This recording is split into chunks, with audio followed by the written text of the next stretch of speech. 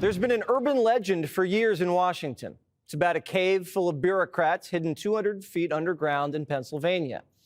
Inside, over 28,000 file cabinets of manila folders, and there are rumors of ghosts pulling drawers open in the middle of the night.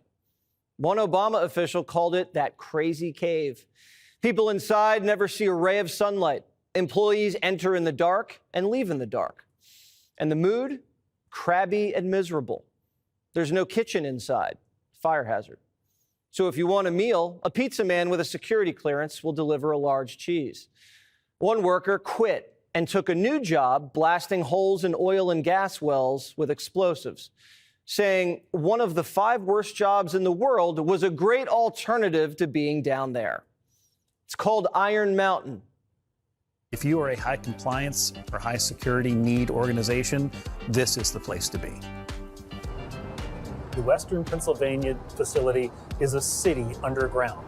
It has many of the same things that a city would have. It has fire and rescue teams and a store. The 30-foot thick limestone and 200 feet of stone above the facility lead to natural weather protection, and the ambient temperature of 53 degrees helps the facility remain cool.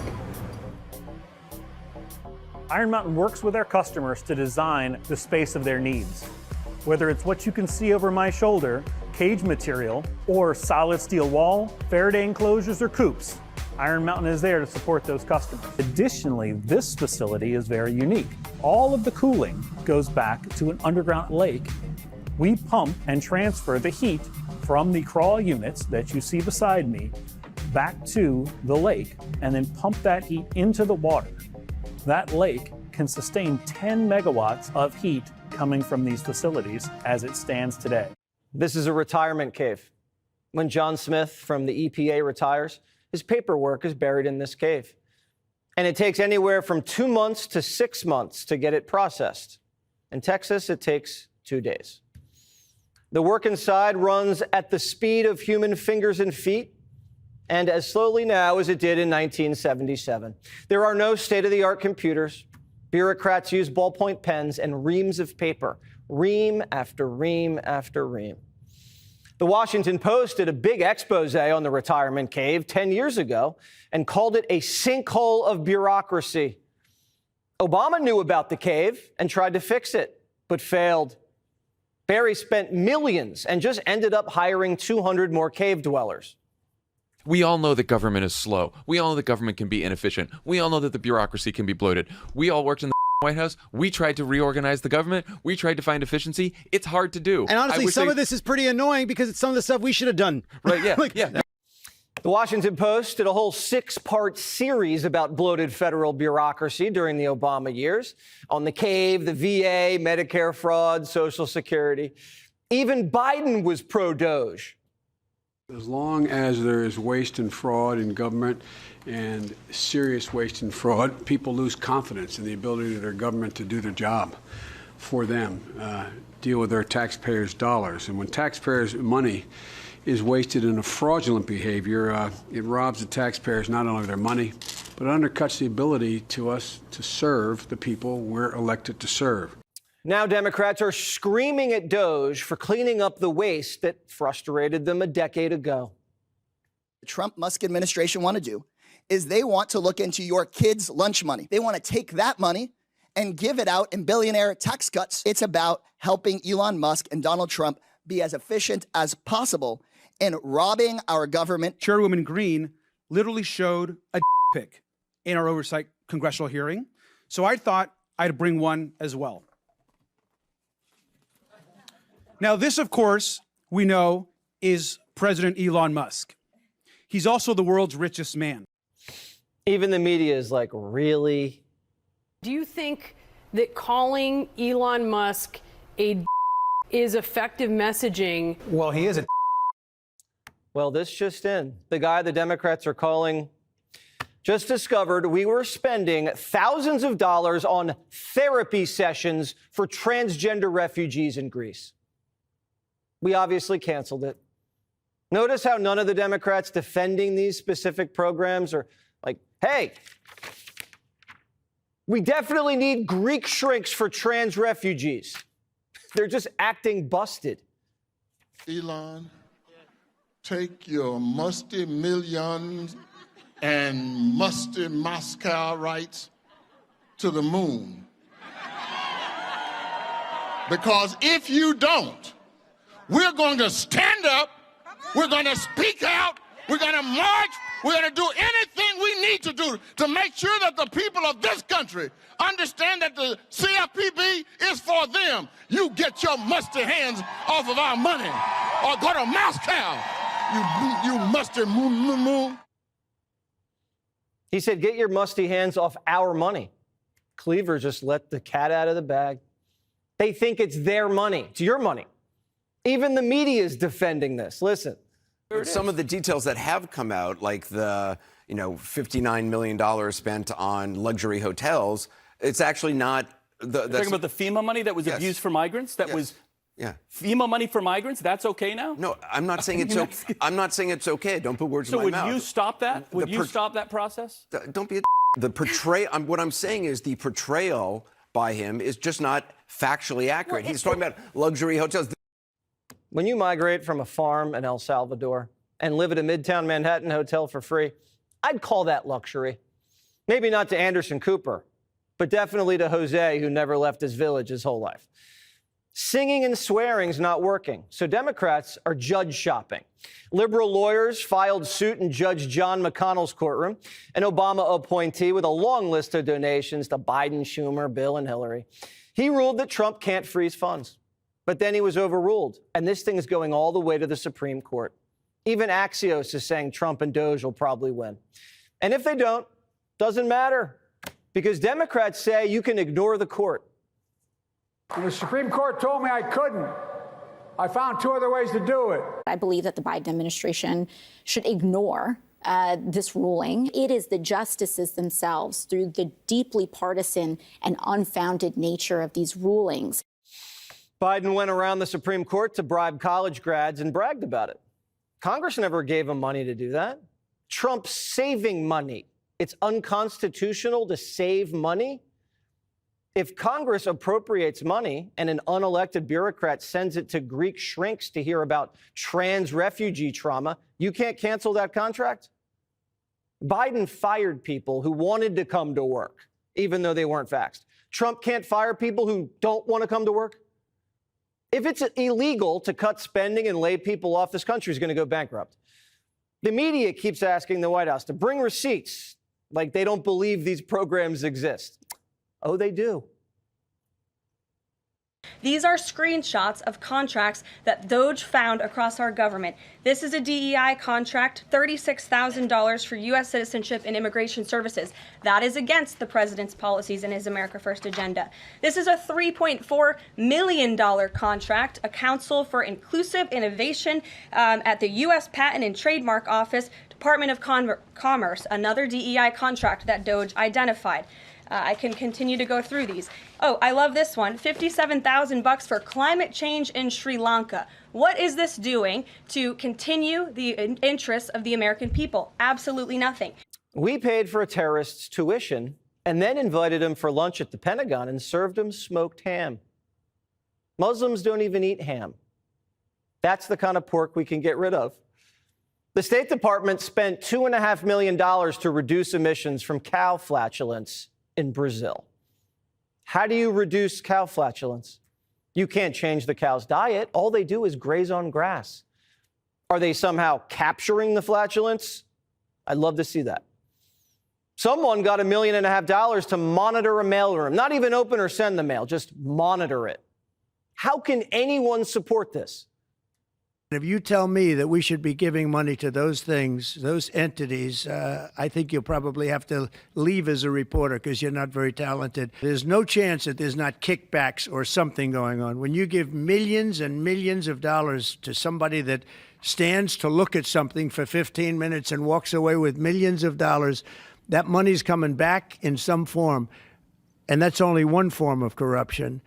The biggest thing is what they do to our country. They're taking massive amounts of money and spending it on items. I went through a list of 200 expenditures that were made. and I found 3 that looked like they were reasonable. The president hired a rocket scientist to open up America's books. He's literally a rocket scientist, the world's greatest IT guy. Math, accounting, engineering, computer science. It's child's play. Musk found more fraud in 3 weeks than the House Oversight Committee found in 30 years. When there's a problem with your computer at work, or you need to streamline the payroll system, do you call the 75-year-old partner at his 3 martini lunch? No. You call the young tech genius. He's a super genius that's been with, okay? And when you've been with by these nitwits that hide behind 3-letter agencies, and you're dealing with one of the smartest people alive, and he helps Donald Trump get into office, and he goes, I want to find out what kind of corruption is really around. Well, you up. You up and picked the wrong psychopath on the spectrum, because he's gonna hunt you down. He's gonna find out what's going on, and that's good. That's good for everybody. That's how you should be looking at this. Like, wow, we have a brilliant mind that is examining these really corrupt and goofy systems and bringing in a bunch of psychopath wizards. Musk's going from department to department. Dozers are at the GSA, telling people to cancel meetings, sitting them down for interviews and asking, what do you do? Every department should have to justify themselves. How soon do you want the Department of Education to be closed? Oh, I'd like it to be closed immediately. Look, the Department of Education's a big con job. We're ranked, so they rank the top 40 countries in the world. We're ranked number 40th, but we're ranked number 1 in one department, costs per pupil. So we spend more per pupil than any other country in the world. Norway, Denmark, Sweden, I hate to say it, China, as big as it is, it's ranked in the top 5. And that's a primary competitor. We're ranked number 40. So if we're ranked number 40, that means something's really wrong, right? Democrat governors shut their schools down for 2 years, and our children's test scores flopped. And they're mad. We're doging DEI classes. Something's seriously wrong with these people. But we're not picking on people. Every department's going to get doged.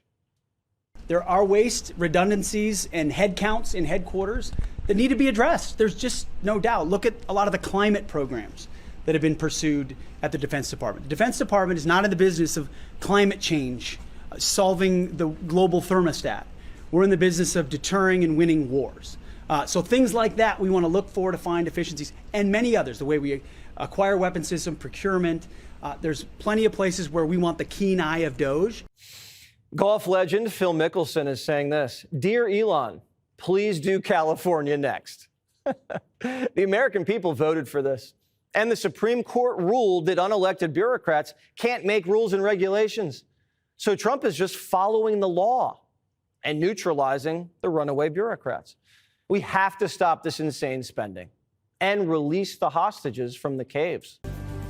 Welcome to Hannity, and tonight big things are once again happening in the D.C. swamp at the Department of Justice. Attorney General Pam Bondi just announced a major new lawsuit against New York State, and that means New York Governor Kathy Hochul, Letitia James, and New York's DMV chief. Why? Because of their efforts to aid and abet in illegal immigration. We'll have a lot more on that straight ahead. And Stephen Miller will join us. Also breaking today, another legal win for President Trump. The Florida Appeals Court blasted the Pulitzer Board. Remember the Pulitzer Prizes for the phony Russia hoax? And ruled in favor of Donald Trump's defamation suit. That will now proceed. This all stems from the Pulitzer Prize gifted to the New York Times, Washington Post for perpetuating the Russia hoax. By the way, just for the record, we got it right on this show. They got it wrong. Meanwhile, it was another day of public humiliation for Democrats. They're losing it. The woke residents of liberal Massachusetts, in a town there, they are now begging to become a sanctuary city for transgender people. Take a look. The Jesus I know would be dressed in full drag and serving face. Or handsome as a trans man, or wrapped in the garb of a non-binary person who knows one gender is way too small to capture their gloriousness. Okay, we've got the full highlights from that city council meeting. That's all coming up straight ahead. Plus, more sound yet from another congressional protest in Washington, D.C. This is like a daily occurrence. This time, Democratic lawmakers demanding reparations while calling President Trump a white supremacist. The only words missing were Stalin, Hitler, Mussolini, fascist, and Nazi, etc. Take a look. White supremacy is rampant in this country. Just look at the current administration and our own legislative body. They have contributed to the social and economic harms, to racial terror Black folks have experienced in this country. All right, a lot more coming up. So that is the current state of your Democratic Party. This is what they're doing with their time in Washington. And meanwhile, at the White House, Donald Trump, he's making history day after day. One more American hostage was freed today, this time from Belarus. Late last night, you might remember, on this program, we saw the White House arrival of another hostage freed by Vladimir Putin in Russia. Both hostages this week were released on unilateral deals without any conditions, no prisoner swap. And they mark the 10th and 11th American hostage now freed during Donald Trump's first 3 weeks in office. This is a monumental diplomatic achievement, and it begs the question, what the hell was Biden doing the last 4 years? Take a look. The young gentleman that I brought home yesterday after 2 weeks, we worked on it for 2 weeks. He was a fine man, and he was in there for 3.5, almost 4 years. And they weren't able to do a thing, and I got him out. And as you know, I didn't pay $6 billion. I didn't pay anything. We did a trade, and we did a good job. We got him out in 2 weeks. He should have been out years ago. Now, on the campaign trail, President Trump made a promise to bring all Americans home, and particularly promised his mother, 95 years old, that he would come home. He came home. Promises made, promises kept. Today, fake news CNN, a bewildered-looking Dana Bash, poor Dana, forced to listen as career diplomats heap praise on President Trump and his peace through strength agenda. Take a listen. It's important to note here that this is 4 releases we've had in less than a month of the administration. It's quite extraordinary. It's really a very rare thing. We work sometimes for years to get people out. I've personally worked on one of these cases for a number of years, and so to see this person come out of Belarusian prison is quite extraordinary. Maybe color me a skeptic that Lukashenko is somebody who just does something out of the goodness of his heart. There was nothing that he got at all. As I said, he didn't get anything for this exchange. They are looking to improve their ties with us, and they're making smart choices by releasing these Americans and other political prisoners. Now, President Trump, he is turning his attention to Europe after a productive phone call, long phone call today with Russian President Vladimir Putin. President Trump believes he is ready to begin serious negotiations to end the war in Europe. Ukraine versus Russia.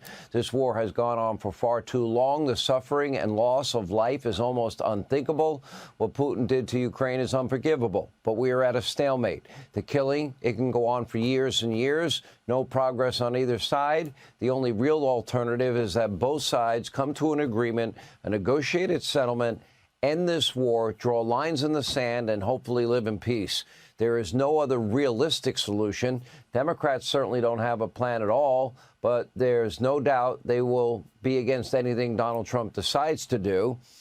We see it every day with DOGE and cleaning up fraud, waste, abuse, corruption in your federal government.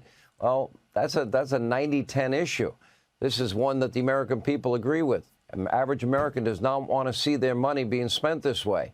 Yet Democrats, they continue to act like the sky is falling. Take a look. Elon, take your musty millions and musty Moscow rights to the moon. Because if you don't, we're going to stand up, we're going to speak out, we're going to march, we're going to do anything we need to do to make sure that the people of this country understand that the CFPB is for them. You get your musty hands off of our money or go to Moscow, you musty He's a little busy. He's going to rescue the astronauts that Biden and Harris abandoned. They lost in space for nearly 300 days. They were only supposed to be there for 8 days, and we expect that mission hopefully successfully completed by the end of March. Remember, the money wasted, this is your money. It is tens of billions of dollars spent on foreign countries for the advancement of the Democratic Party, their radical environmentalist agenda, DEI, transgenderism, LGBTQ plus advancement, and often through so-called non-governmental organizations, NGOs. But as Congressman Massey and Elon Musk are pointing out, if cutting government funding shuts down an NGO, it was never really a non-governmental organization. Just this week, DOGE uncovered more funding from FEMA to hotels for illegal immigrants in New York City. Despite the president's new executive order and ban, the bureaucrats in charge of those payments, they were rightly fired. And Secretary Noem clawed back that money. But over the past 4 years, billions were spent. And think about it. While the storm ravaged states like North Carolina, Tennessee, South Carolina, my state of Florida, Americans were sleeping in tents in North Carolina during the winter there. FEMA was shelling out millions and millions and tens of millions of dollars for illegal immigrants to stay in four-star hotels in Midtown Manhattan. Maybe we could have spent that money on our school system that's failing our kids. Maybe we could have deported Harris-Biden unvetted illegals. Maybe we could have hired more police to make our towns and cities more safe. In fact, the FEMA-funded Roosevelt Hotel was serving as a base of operations for the violent Latin American gang Tren de Aragua and was used to house Laken Riley's killer. Democrats are okay with this, but not okay with Elon Musk uncovering the waste, fraud, abuse, corruption of taxpayer money. How does any of that make sense? Elon was personally helping the people of North Carolina at his own expense, out of his own pocket. He was helping the people of California free Starlink to open up communications that people had when people had none. And he paid, and he's now going to go rescue those astronauts lost in space, abandoned by Joe and Kamala. After his first few weeks in office, Trump should be headed for a Nobel Peace Prize if the Nobel Peace Prize actually went to people that deserved it.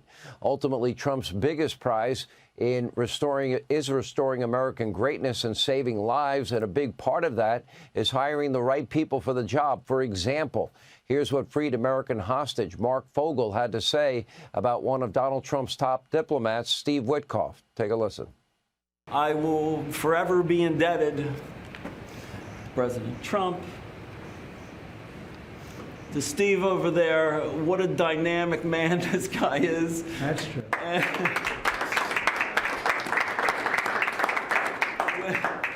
When I met him, the energy, the can-do attitude just exudes from his body. And when he smiled at me and introduced me and I got the feel for what has happened, you know, it's not just me, it's everybody.